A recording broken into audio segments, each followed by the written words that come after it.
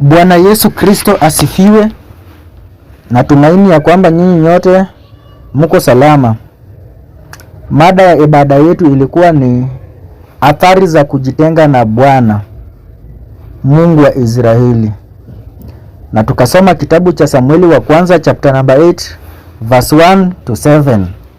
Na Biblia inasema hata Samueli alipokuwa mzee aliwafanya wanawe wawe waamuzi juu ya Israeli. Na jina la mwanawe mzaliwa wa kwanza aliitwa Yoeli, na jina la wa pili Abia. Walikuwa waamuzi katika Beersheba, ila wanawe hawakuenda katika njia zake, bali waliziacha ili wapate faida, wakapokea rushwa na kupotosha hukumu.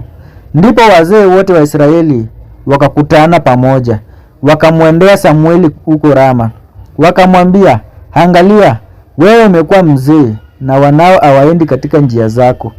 Basi tufanyie mfalme atuamue, mfano wa mataifa. Lakini